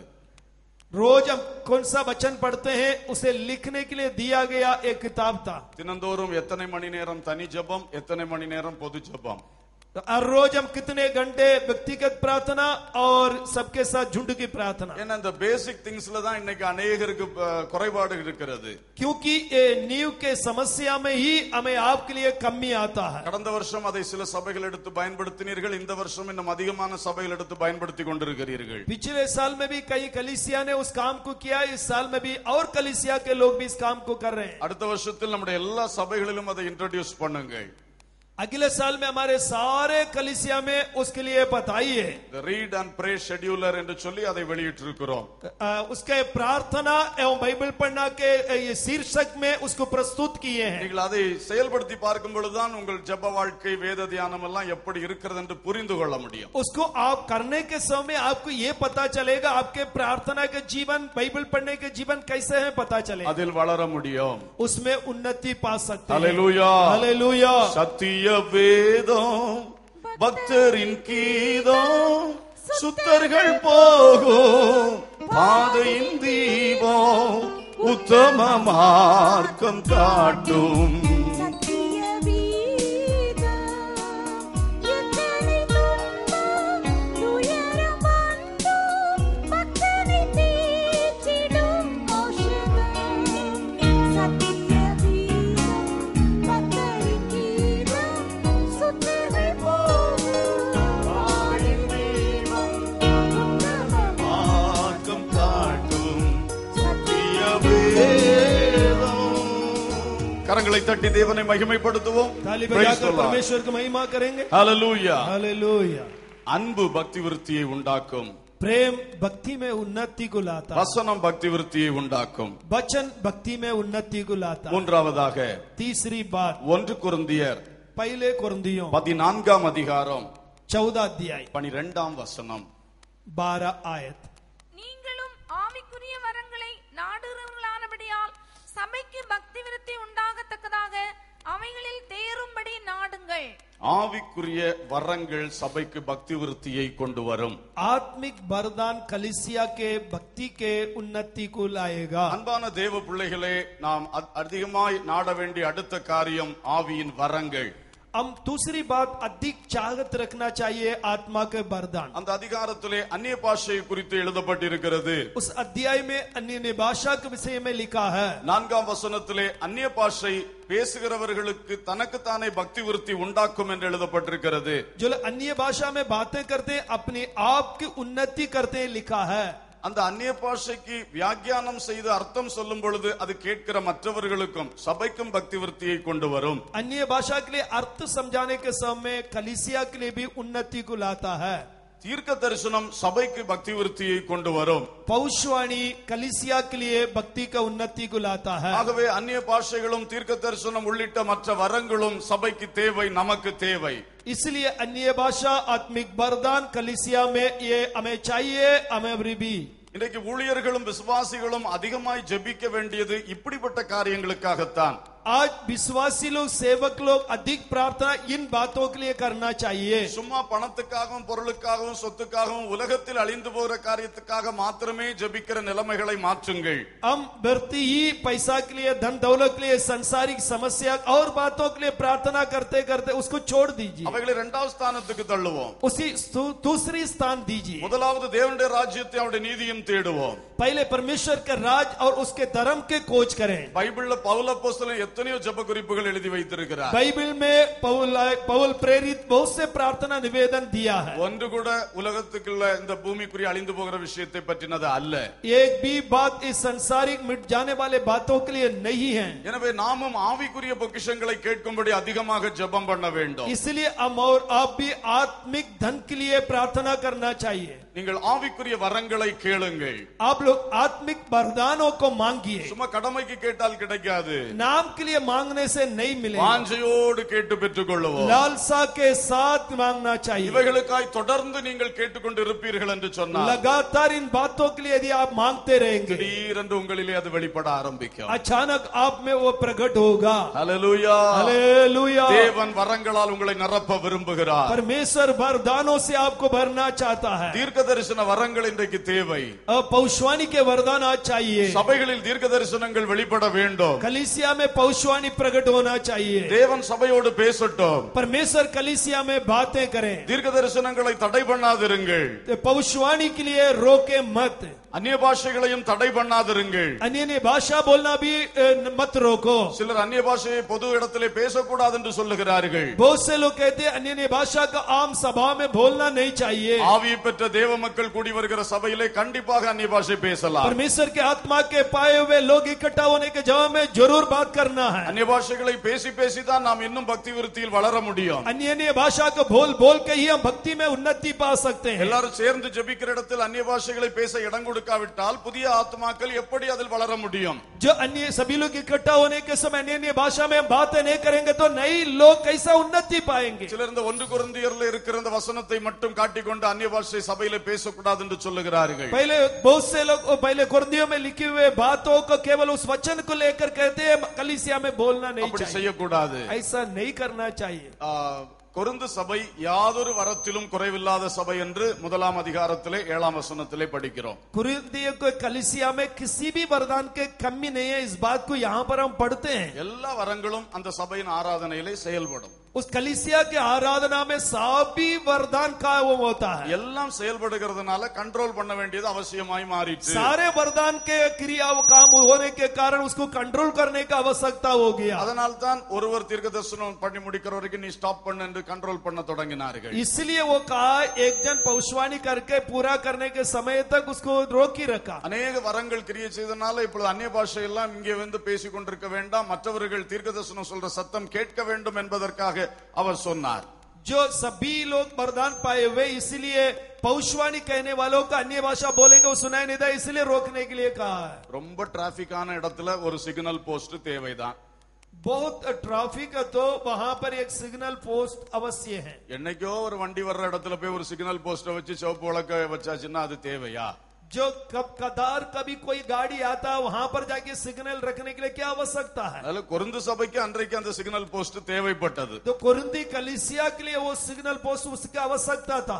இங்கே ஆகப்பாடே ஒரு தீர்க்க தரிசனம் கூட வர மாட்டேங்குது. तो यहाँ पर तो कोई भविष्यवाणी तो नहीं कर रहे हैं, அப்ப இங்கே வந்து ஸ்டாப் போர்டை பிடிச்சிட்டு நின்னோம்னா அப்புறம் என்னதான் நடக்க போகுது? लेकिन यहाँ पर आके स्टाफ बोर्ड को हम पकड़े रहेगा तो यहाँ पर क्या होगा? அதனால் தாராளமாக ஆவியில் நிறைந்து ஜெபிக்க ஆரம்பிக்க வேண்டும். इसलिए आप लोग अच्छी प्रकार आत्मा में भर के प्रार्थना करना चाहिए। ஒருவேளை கொரிந்து சபையை போல வந்தால் அப்ப நம்ம ரெஸ்ட்ரிக்ஷன்ஸ் எல்லாம் கொண்டு வரலாம். जो यदि कुरिन्थी कलीसिया के समान आया तो हम ये नियमों को पालन करने के लिए आगे बढ़े। அல்லேலூயா. हालेलुया। எத்தனை பேர் ஆவியின் வரங்களை வாஞ்சிக்கிறீர்கள்? कितने लोग आत्मा के वरदानों ऊपर जागत रखते हैं? உண்மையா உள்ளத்தை தொட்டு சொல்லுங்க. सच में आप अपने हृदय को छू कर बताइए, பணத்து மேலதான் ஆசையா, வரங்கள் மேல ஆசையா? पैसा के रुपया को ऊपर लालसा है या वरदान को ऊपर लालसा है? அநேகருக்கு இந்த உலக ஆசைதான் தெய்வீக ஆசீர்வாதங்களை சுதந்திரிக்க முடியாம கட்டி போட்டிருக்கிறது. जो बहुत से लोगों के संसारिक लालसा ही परमेश्वर के आशीर्वाद को पाने से बांध रखा இந்த है. உலக ஆசீர்வாதங்கள் நம்மை பின்தொடர்ந்து வரும் என்று தான் வேதம் சொல்லுகிறது. ये संसारिक आशीर्वाद हमारा पीछे पीछे आएगा लिखा है. நாம் அதை தேடி ஓட வேண்டும் என்று வேதம் எங்கேயுமே சொல்லல. उसके और हम ढूंढ कर जाने के लिए बाइबल में कहीं नहीं लिखा है. அவரையும் அவருடைய ராஜ்யத்தையும் தான் தேடி ஓட வேண்டும். उनका राज्य के हम ढूंढ कर जाना चाहिए. அப்பொழுது இவைகள் எல்லாம் கூட கொடுக்கப்படும். तब ये सभी हमारे साथ में दिया जाएगा. அல்லேலூயா. हालेलुया. விலை கொடுத்து ஒரு பொருளை வாங்கினால் இலவசமாய் இன்னொன்று கொடுக்கப்படும். यदि पैसा देकर हम खरीदा तो और भी मुफ्त में एक दिया जाएगा. விலை கொடுத்து வாங்க வேண்டியது ஆவிக்குரிய ஆசீர்வாதங்கள். जो पैसा देकर खरीदना चाहिए वो आत्मिक आशीर्वाद है. அதோடு கூட இலவசமாய் கிடைப்பது பூமிக்குரிய நன்மைகள். उसके साथ में मुफ्त में मिलने वाला जो है पृथ्वी पर की आशीर्वाद. இன்றைக்கு நம்ம தலைகீழ மாற்றி விட்டோம். आज हम उल्टा उसको समझ लिए हैं. கடையில போய் விலை கொடுத்து வாங்க வேண்டிய பொருளை பார்க்காம இலவச கூடையில கை போட்டு கொண்டு இருக்கிறோம். हम दुकान में जाकर पैसा देके जो खरीदना है उसको छोड़कर हम मुफ्त में मिलने वाला चीज को अपराध रखें. அது வாங்கினா தாங்க இது கிடைக்கும். यदि वो हम खरीदेंगे तो ये मुफ्त मिलेगा. Praise the Lord. Praise the Lord. ஆவிக்குரிய ஆசீர்வாதங்களை நாடுங்கள். आत्मिक आशीर्वादों को आप लालसा எல்லா रखें. தேவ பிள்ளைகளும் வரங்களை கேளுங்கள். सभी परमेश्वर के लोग वरदानों को चाहत रखें. அல்லேலூயா. हालेलुया. தீர்க்க தரிசனம் சொல்லும் பொழுது भविष्यवाणी कहने के समय में ஒழுங்கு முறையா சொல்லாதனால தான் நிறைய பேர் பயந்து தீர்க்க தரிசனத்தையே எழும்பு முன்னாடி ஸ்டாப் பண்ணி விட்டுறாங்க. जो ठीक प्रकार कहने का ना होने के कारण भविष्यवाणी को वो उठने से पहले बंद कर देते. 1 கொரிந்தியர் 14:3 சொல்லுகிறது. पहले कुरिन्थियों 14:3 कहता है தீர்க்க தரிசனம் சொல்லும் பொழுது भविष्यवाणी करते समय மனுஷருக்கு பக்தி விருத்தி உண்டாகணும், मनुष्यों के लिए उन्नति होना चाहिए, புத்தி உண்டாகணும், बुद्धि होना चाहिए, ஆறுதல் உண்டாகணும். वो तसल्ली होना चाहिए. இதுக்கு தான் தீர்க்க தரிசனம். ये कहते हैं भविष्यवाणी. ரோமர் 12:6 சொல்லுகிறது. रोमियो को 12:6 में लिखा है ஒருவன் தீர்க்க தரிசனம் சொன்னால் यदि कोई भविष्यवाणी करे விசுவாச பிரமாணத்துக்கு ஏற்றபடி சொல்ல வேண்டும். यानी विश्वास के वचन के अनुसार कहना चाहिए. இது அந்த மாதிரி லைன் எல்லாம் தப்பி போறதுனால தான் தீர்க்க தரிசனம்னாலே எனக்கு பயம் கொடுத்துருச்சு. इस लाइन से वो बाहर हो गए, इसलिए भविष्यवाणी के विषय में मुझे डर लगता है. எந்த தீர்க்க தரிசனம் சொன்னாலும் कोई भी भविष्यवाणी कहे, தேவனுடைய வார்த்தை வெளிப்பட்டு परमेश्वर के वचन प्रकट होकर அது மனித மீடியம் வழியாக வெளியே வருகின்றது. वो मनुष्य के द्वारा वो प्रकट होता है. அதுல இந்த மனிதனுடைய அறிவும் சிந்தையும் நோக்கமும் கலப்படமாகிறதுனால தான் தீர்க்க தரிசனங்கள் இன்றைக்கு தவறாக எல்லாம் போய் கொண்டிருக்கிறது. उसमें मनुष्य के बुद्धि और ज्ञान मिलने के कारण ही भविष्यवाणी आज गलत होता है. சாத்தானும் வஞ்சித்து கொண்டிருக்கிறான். शैतान भी उनको धोखा देता है. அவன் தேவ தூதனுடைய வேஷத்தை தரித்து ஏமாற்றி கொண்டிருப்பான். वो परमेश्वर के दूतों के वेश में और धोखा देता है. இதெல்லாம் நடந்து கொண்டிருக்கிறது. ये सभी हो रहा है. அதனால நாம் ஞானம் உள்ளவர்களாய் நாம் கவனத்தில் கொண்டு நாம் இந்த காரியங்களை அப்பியாசிக்கவும் பயப்படக்கூடாது. इसलिए हम बुद्धिमानी से इन बातों को ध्यान में रखे हुए हम आप भी कोशिश करने के लिए पीछे नहीं रहना चाहिए. அல்லேலூயா. हालेलुया. ரோட்ல 2 ஆக்சிடென்ட் ஆயிருச்சுன்னு நான் இனி காலத்துக்கும் கார் ஓட்ட மாட்டேன்னு சொன்னா நீங்க இருக்கலாம். यदि रोड में 2 एक्सीडेंट हो गया, आप कहते हैं मैं अभी कभी गाड़ी नहीं चलाऊंगा, तो आप बैठ सकते हैं. அவருடைய தீர்க்க தரிசனம் சரியில்லை, இவருடைய தீர்க்க தரிசனம் சரியில்லைனால நம்ம சபையில நீ தீர்க்க தரிசனமே வேண்டான்னு சொல்லி கொண்டிருக்கிறீர்களே. उनका भविष्यवाणी ठीक नहीं है, इनका भविष्यवाणी ठीक नहीं है, इसलिए हमारा कलीसिया में भविष्यवाणी नहीं चाहिए, आप कहना नहीं चाहिए. ஒரு சில இடங்கள் ஆக்சிடென்ட் நடக்கத்தான் செய்யுது. एक दो जगह पर एक्सीडेंट जरूर हो रहा है, ஆனால் நாம் கவனமாக ஓட்டுவோம். लेकिन हम ठीक प्रकार गाड़ी चलाए. ஏன் விட்டு ஒதுங்குகிறோம்? क्यों हम छोड़कर भागना है? எல்லாரும் தைரியமாய் ஆண்டவர்ட்ட கேளுங்க. इसलिए आप लोग याव बांधकर परमेश्वर से मांगे. நம்மிலிருந்து இந்த வரங்கள் வெளிப்பட வேண்டும். हमारे अंदर से ये वरदान प्रकट होना. அல்லேலூயா. हालेलुया. அற்புதங்கள் நடக்க வேண்டும். आश्चर्यकरम होना है. இந்த காலம் அப்படிப்பட்ட காலம். समय ऐसा समय है. உபத்திரவம் ஆரம்பித்து விட்டதல்லவா? उपद्रव शुरू हो गया है, கூடவே எழுப்புதலும் வந்து விட்டது என்றுதான் அர்த்தம். साथ साथ बेदारी भी हो गया है, प्रयास करते हैं। அல்லேலூயா. हालेलुया। நீங்கள் அதை சபைகளிலே பார்க்கலாம். आप कलीसिया में देख सकते हैं। எந்த சபை நெருக்கப்படுகிறதோ அந்த சபையில் மடங்கு மடங்கான வளர்ச்சிகள் வரும். किस कलीसिया में दबाव आता है उस कलीसिया में गुणा करके वो बढ़ती होता है। ஊழியக்காரர்கள் மூலமாய் மட்டுமல்ல விசுவாசிகள் மூலமாக இந்த அற்புத அடையாளங்கள் நடக்க வேண்டும். जो विश्वासियों के द्वारा केवल नहीं, सेवक के द्वारा केवल नहीं, विश्वासियों के द्वारा भी आश्चर्यकरम होना। தேவனுடைய ஆவி ஊற்றப்படும்படி கூடி கூடி ஜெபிக்க வேண்டும். परमेश्वर की आत्मा उंडेलने के लिए इकट्ठे होकर प्रार्थना करना चाहिए। சில இடங்களில் சபைகள் மூலமாய் எழுப்புதல் வந்திருக்கிறது. कुछ जगहों में कलीसिया के द्वारा बेदारी आया है। சில இடங்களில் 2 பேர் 3 பேர் கூடி ஜெபித்த ஜெபத்திலிருந்து எழுப்புதல் வந்திருக்கிறது. कई जगहों पर 2 या 3 लोग इकट्ठा होकर प्रार्थना करने वाले जहां पर वहां पर बेदारी हुआ। ஆகவே எழுப்புதல் பெரிய சபையிலிருந்து தான் வரணும் நம்ம எதிர்பார்க்க கூடாது. इसलिए बेदारी बड़े कलीसिया से आएगा उस प्रकार को ना सोचें। வெளியே தெரியக்கூடிய பிரபலமான ஊழியர் மூலம் வரும் அப்படின்னு நம்ம நினைக்க கூடாது. जो बाहर प्रकट रूप से दिखाई दे बहुत बड़ा कलीसिया उसके द्वारा आएगा ना समझे ऐसा। அவர் விரும்பின வழியிலே அவர் கொண்டு வருவார். वो जैसा चाहता उस मार्ग में वो लेकर आएगा। ஆனால் சீக்கிரமாய் கொண்டு வர போகிறார். लेकिन जल्दी लेकर आएगा। அதை பெற்றுக்கொள்ள சபை ஆயத்தமாக வேண்டும். जो प्राप्त करने के लिए कलीसिया तैयार होना உள்ளங்கள் चाहिए। விசாலம் அடைய வேண்டும். सभी लोगों के लिए हम विस्तार होना திரளான चाहिए। மக்களை ஏற்றுக்கொள்ளக்கூடிய அளவுக்கு விசாலம் அடைய வேண்டும். जो बहुत से लोगों को ग्रहण करने के लिए हम बड़ा करना चाहिए। நம் மூலம் அற்புதங்கள் நடக்க வேண்டும். हमारे द्वारा आश्चर्यकरम होना चाहिए। வரங்கள் வெளிப்பட வேண்டும். वरदान प्रकट होना चाहिए। நமக்கு பக்தி விருத்தி, சபைக்கு பக்தி விருத்தி. वो हमारे लिए भक्ति में उन्नति, कलीसिया में भक्ति में उन्नति। எலியாக்கள் எழும்ப வேண்டும், எலிசாக்கள் எழும்ப வேண்டும். ஆஹா, எலியாக்கள் எழும்ப வேண்டும், எலிசாக்கள் எழும்ப வேண்டும். தேவனின் வல்ல நாமோ சொல்லியே ஆக வேண்டும். தேவனின் வல்ல நாமோ சொல்லியே ஆக வேண்டும். இந்தியாவில் இயேசு நாமம் இன்றி கூற வேண்டும். ஆமென். இந்தியரை பரலோகத்தில் பாக்கியவான்களாய் மாற்றும். இந்தியரை பரலோகத்தில் பாக்கியவான்களாய் மாற்றும். கரங்களை தட்டி தேவனை மகிமைப்படுத்துவோம். ஹல்லேலூயா, ஹல்லேலூயா, ஹல்லேலூயா. பரிசுத்த ஆவியானுடைய வல்ல கிரியை நம்முடைய தேசத்திலும் சபைகளிலும் இரட்டிப்பாய் கடந்து வருவதாக. परमेश्वर की ஆமென். आत्मा के सामर्थ हमारे देश में कलीसिया में दुगुना बढ़ते जाए। நான்காவதாக चौथी बात, 2 கொரிந்தியர் 12ஆம் அதிகாரம் दूसरे कुरिन्थियों 12 अध्याय 19ஆம் வசனத்தை வாசியுங்கள். 12 अध्याय का 19वां आयत को पढ़िए।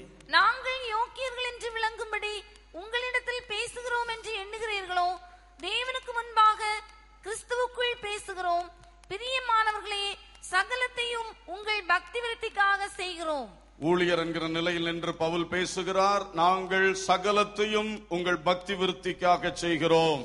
हम सारे बातों को तुम्हारे भक्ति के उन्नति के लिए हम करते हैं। ஊழியர்களானாலும் விசுவாசிகளானாலும் நாம் செய்கிற எல்லாவற்றையும் பக்தி விருத்திக்கு ஏதுவாய் செய்ய வேண்டும். यदि सेवक क्यों ना हो, विश्वासी क्यों ना हो, सारे बातों को हम भक्ति के उन्नति के लिए करना चाहिए। தகப்பனே, தாயே, உங்கள் குடும்பத்தில் நீங்கள் செய்கிற ஒவ்வொரு கிரியைகளும் உங்கள் பிள்ளைகளுடைய பக்தி விருத்திக்கு ஏதுவாக இருக்கட்டும். माता एवं पिता, आप जो अपने घर पर करने वाले सारे काम अपने बच्चों के भक्ति के उन्नति के लिए होना चाहिए। சபையிலே நீங்கள் செயல்படுகிறதெல்லாம் அந்த சபை மக்களுடைய பக்தி விருத்திக்கு ஏதுவாகவே இருக்கட்டும். कलीसिया में आप जो जो करते हैं हमारे कलीसिया के लोगों के भक्ति के उन्नति के लिए होना चाहिए। பக்தி விருத்திக்கு ஏது அல்லாத காரியங்களில் நம்முடைய நேரத்தையும் கவனத்தையும் செலவு பண்ண வேண்டாம். भक्ति के उन्नति के बगैर कोई बातों को हमारा समय को खर्च ना करें। எதை செய்தாலும் அது கிறிஸ்துவுக்குள் மக்கள் வளருவதற்கு ஏதுவாக இருக்க வேண்டும். यदि कोई भी काम करे आप मसीह में लोग बढ़ने के लिए कारण हो। இன்றைக்கு உங்களுடைய கிரியைகள் எதை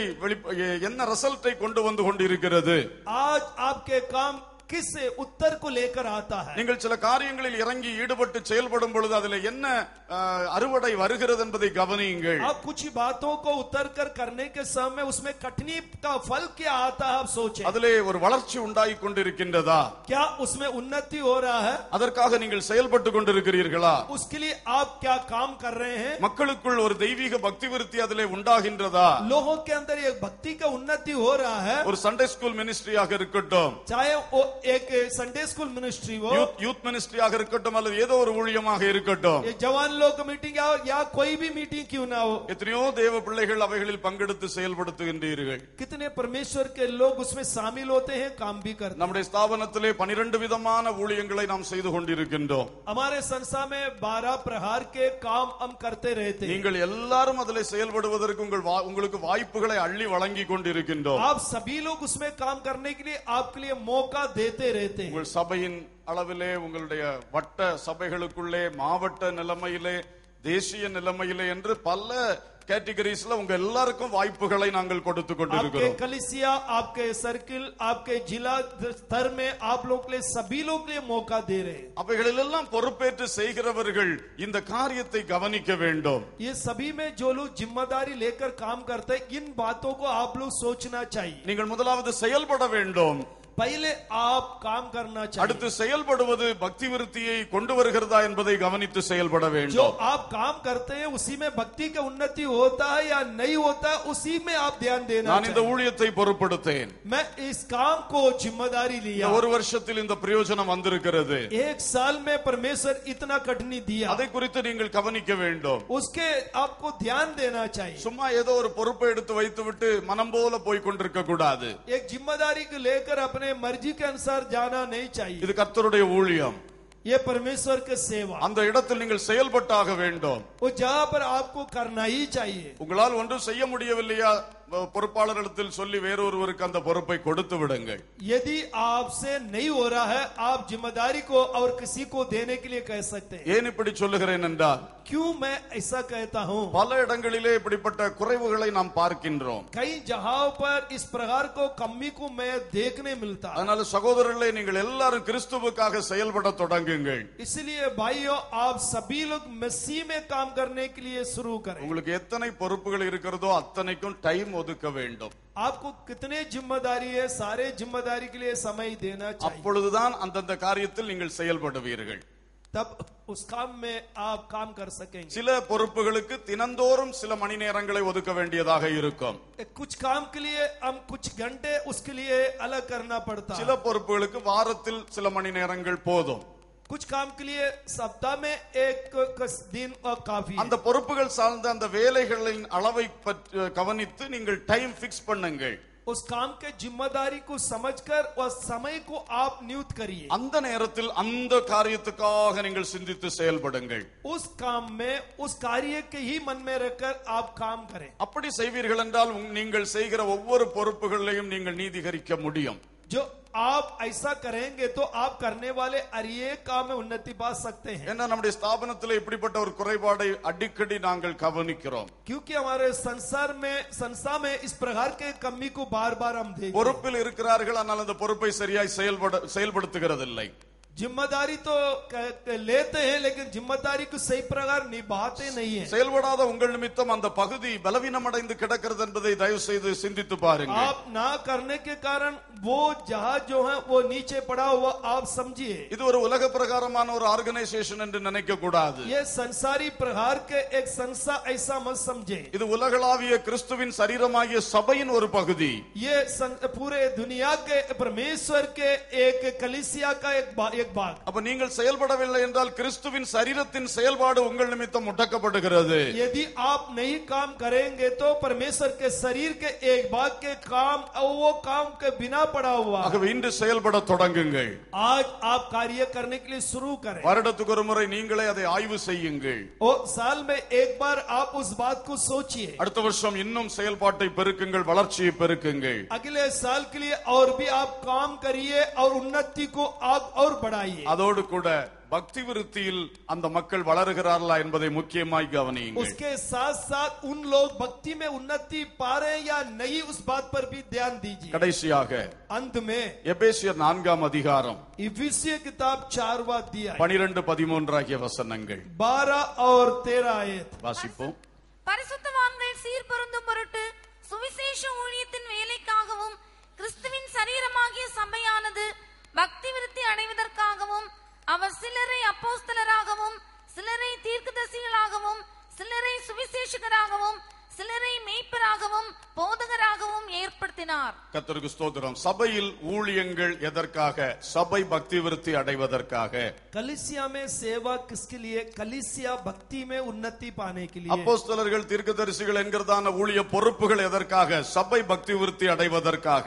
प्रेरित लोग और सेवक लोग और भविष्यवाणी लोग क्यों दिया गया? भक्ति में उन्नति पाने के लिए. எனவே இப்படிப்பட்ட சபையை நடத்துகின்ற பொறுப்பில் இருக்கிறவர்கள் அதிகமா இவைகளை கவனிக்க வேண்டும். इसलिए कलीसिया की जिम्मेदारी में जो लोग हैं उन लोग अधिक ध्यान देना चाहिए. நம்முடைய அந்த பொறுப்பின் பணியை செயல்படுத்துவதனால் சபைக்கு பக்தி விருத்தி உண்டாகிறதா?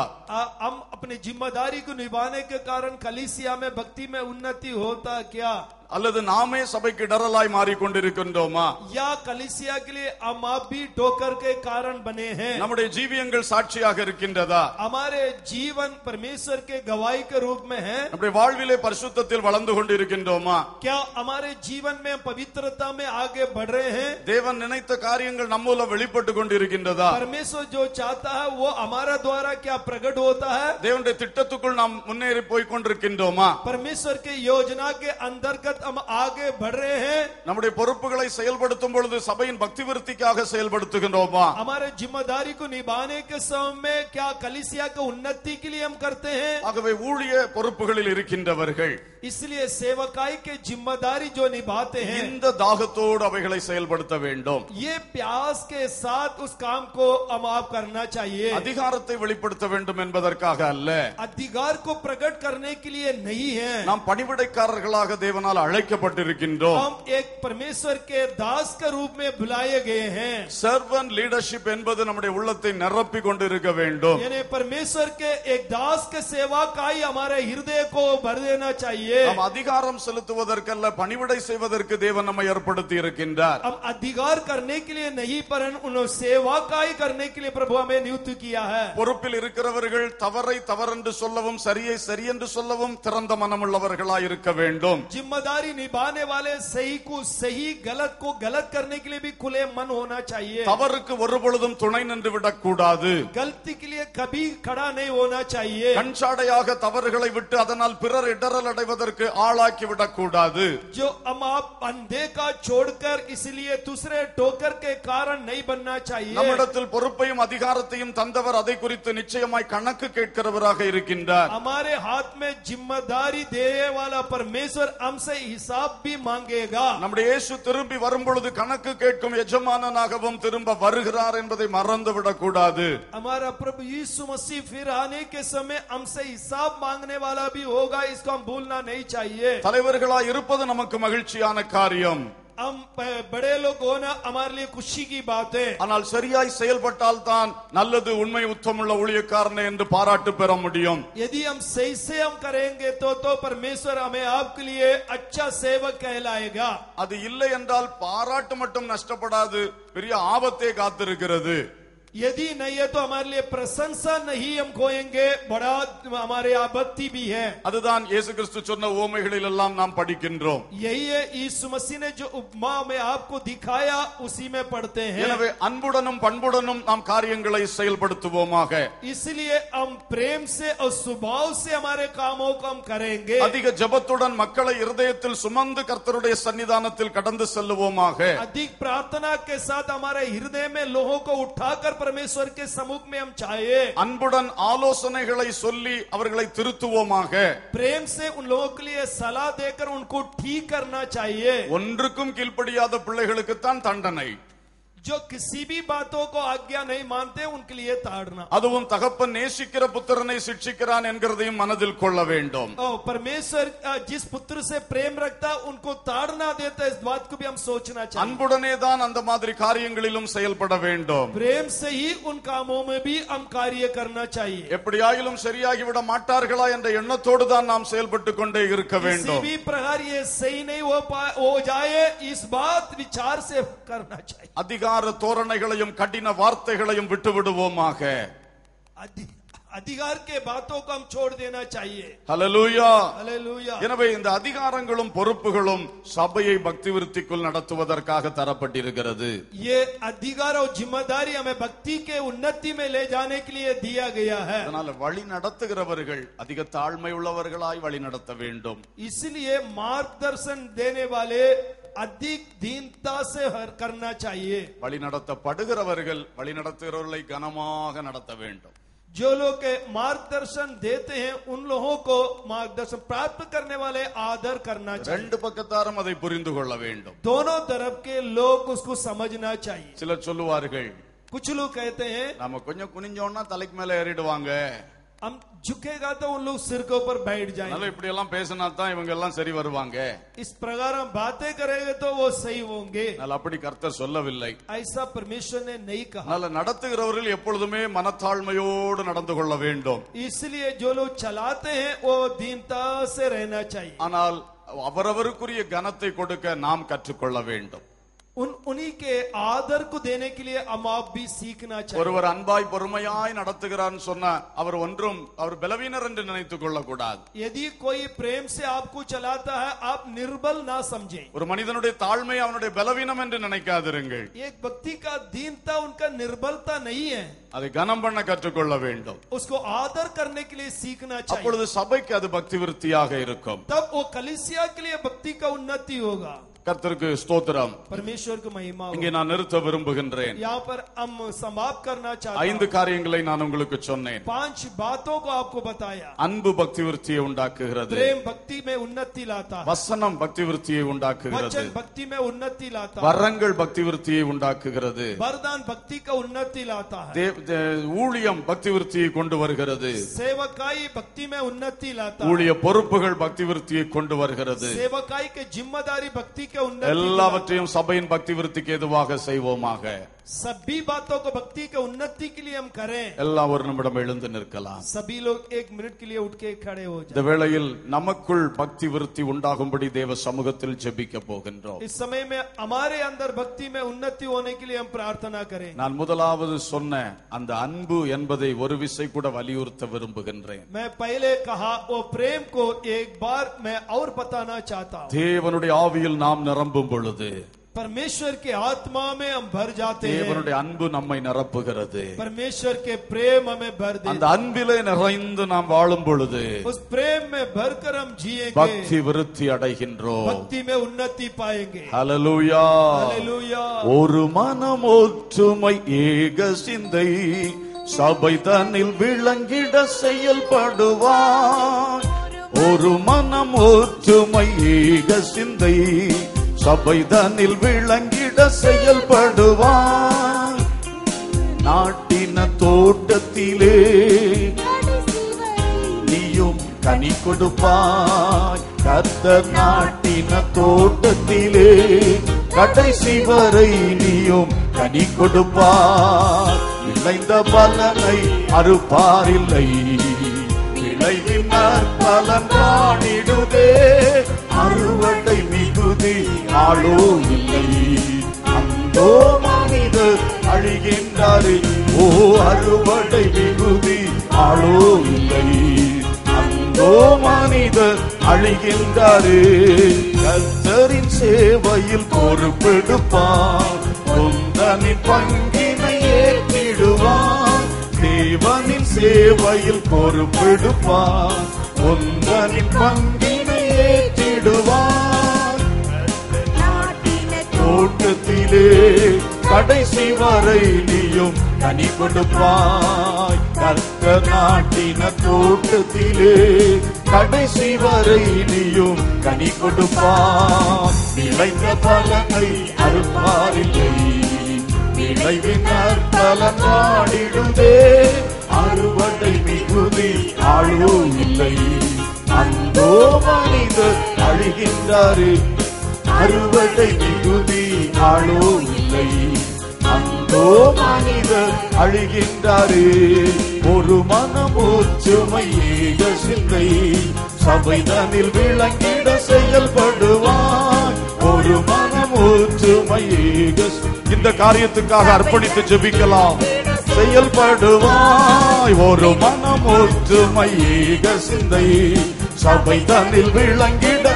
எல்லாரும் உள்ளத்திலே, என் சபையிலே, என் குடும்பத்திலே ஒரு மனம் ஒற்றுமை ஏக சிந்தை உண்டாக நான் செயல்பட போகிறேன்.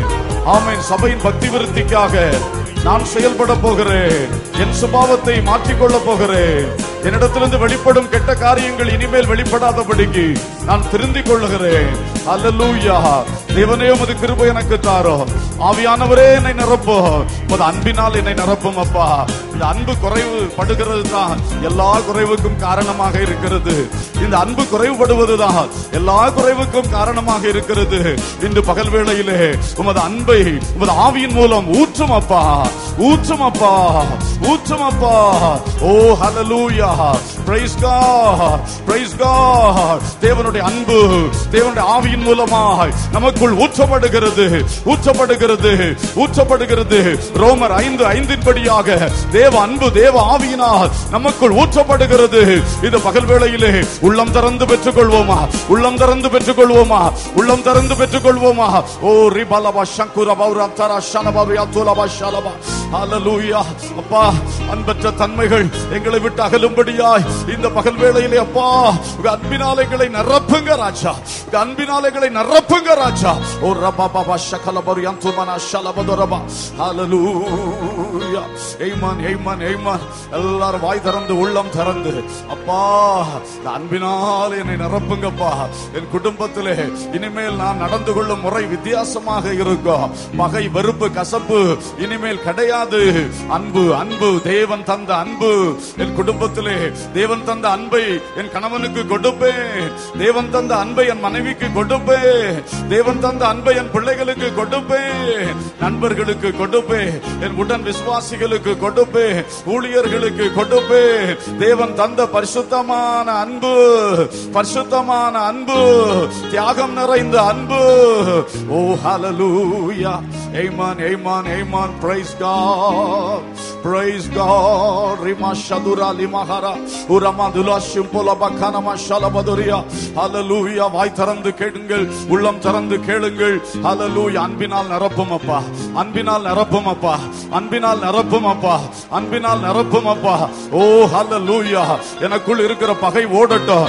யாருக்குள் பகை இருக்கிறதோ வாய் திறந்து சொல்லுங்க, வாய் திறந்து சொல்லுங்க. பகையை வைத்துக் கொண்டிருந்தால் நாம் தேவ பிள்ளைகளே அல்ல, நாம் தேவ பிள்ளைகளே அல்ல. இன்றைக்கு ஏன் நம்மை பற்றி கெட்ட சாட்சி வெளிவருகிறது?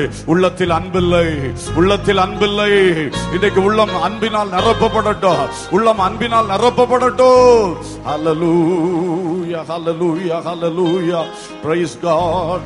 அப்படியே கர்த்தருடைய ஆவியின் வரங்களுக்காக எத்தனை பேர் ஆசைப்படுகிறீர்கள்? எத்தனை பேர் ஆசைப்படுகிறீர்கள்? இந்த வார்த்தையை கேட்ட இந்த நாளிலே ஆவியின் வரங்களால் என்னை நிரப்பும் அப்பா என்று சொல்லி கர்த்தரை நாம் நோக்கி பார்க்கலாமா? நோக்கி பார்க்கலாமா? ஆவியின் வரங்களினால் என்னையும் நிரப்பிடுவே, ஆவியின் வரங்களினால் என்னையும் நிரப்பிடுவே. எழுந்து ஜொலிக்க என்னை ஊற்றும் ஆவியானவரே, எழுந்து ஜொலிக்க என்னை ஊற்றும் இந்த வேளையிலே. ஆவியானவரே, அன்பினால் ஜெபமாக கேளுங்கள். ஆவியானவரே, அன்பின் மட்டுமல்லப்பா, வரங்களுக்காக இப்பொழுது வேண்டி நிற்கிறோம் அப்பா. பாபா பாபா சந்துரா ரிபாலா கராஷதா உரமனா ஷதலா உரபலா கவஷதலா. ஆவியின் வரங்களினால் என்னையும் நிரப்பிடுமே, ஆவியின் வரங்களினால் என்னையும் நிரப்பிடுமே. எழுந்து ஜொலிக்க எண்ணெய் ஊற்றும் இந்த வேளையிலே, எழுந்து ஜொலிக்க எண்ணெய் ஊற்றும் இந்த வேளையிலே, எழுந்து ஜொலிக்க எண்ணெய் ஊற்றும் இந்த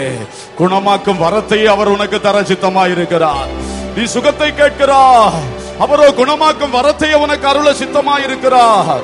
நீ ஒரு கனியை கேட்கிறாய், அவர் அந்த கனி மரமாகவே உன்னை மாற்ற விரும்புகிறார். ஹல்லேலூயா. வாய் திறந்து கேளு, வாய் திறந்து கேளு.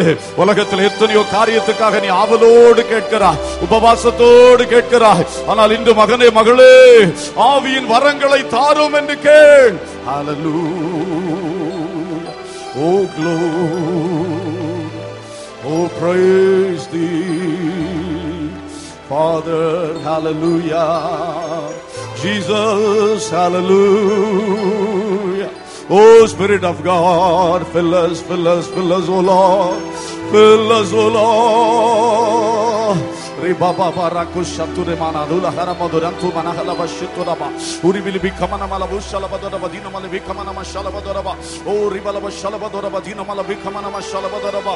ஆவியின் வரங்களாக ஒவ்வொரு பிள்ளைகளை நிரப்போம். எங்கள் சபைகளில் எல்லாம் ஆவியின் வரங்கள் கிரியை செய்வதாக, கிரியை செய்வதாக, கிரியை செய்வதாக. அதற்கு நாங்கள் தடையா இருக்கக்கூடாதப்பா. எங்களில் இருக்கிற தடைகளை அகற்றுமப்பா, எங்களில் இருக்கிற தடைகளை அகற்றுமப்பா, எங்கள் மனதில் இருக்கிற தடைகளை அகற்றுமப்பா, எங்கள் வாஞ்சை குறைவுகளை அகற்றுமப்பா.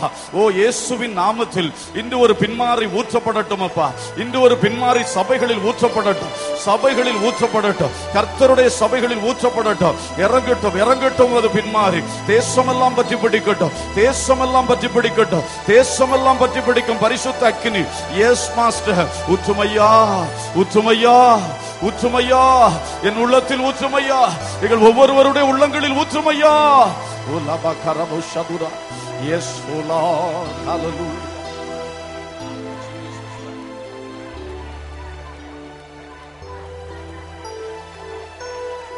உங்க அன்பு பெரியது, உங்க இரக்கம் பெரியது, உங்க கிருபை பெரியது, உங்க தயவு பெரியது.